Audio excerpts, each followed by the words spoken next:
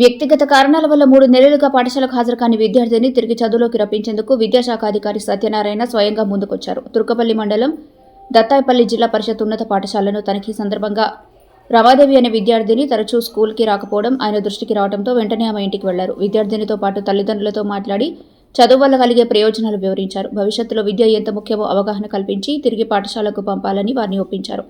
విద్యను ప్రోత్సహించడంలో అధికారులు ఈ విధమైన చొరవ స్థానికంగా ప్రశంసలు అందుకుంటోంది. అమ్మాయి పరంగా ఇబ్బందిగా మేము ఉన్నాం.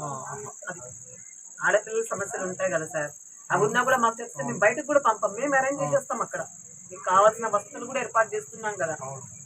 అది అమ్మాయిని తీస్తామా నాన్న తీస్తామా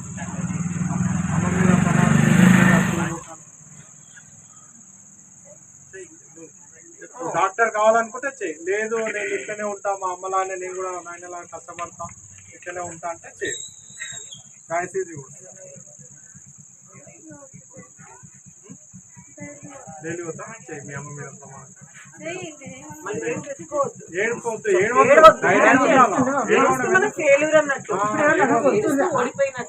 సమస్యను చేతిలో చేసి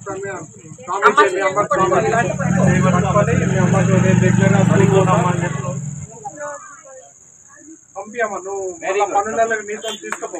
ఓకేనా? గుడ్. ఎందుకు ఏడుస్తున్నావు తల్లి?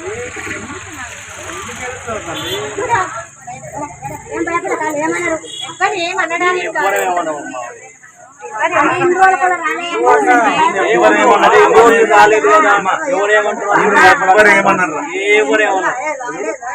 నేనే కదా అటెండెన్స్ తీసుకొని అడిగి నిన్ను ఎవ్వరు ఏమన్నారు. పెద్ద మేడం కూడా నిన్ను వచ్చినందుకు చాలా సంతోషపడుతున్నా. చదువుకున్నప్పుడు ఏదైనా అర్థం కాబట్టి అందరినీ చేసుకో.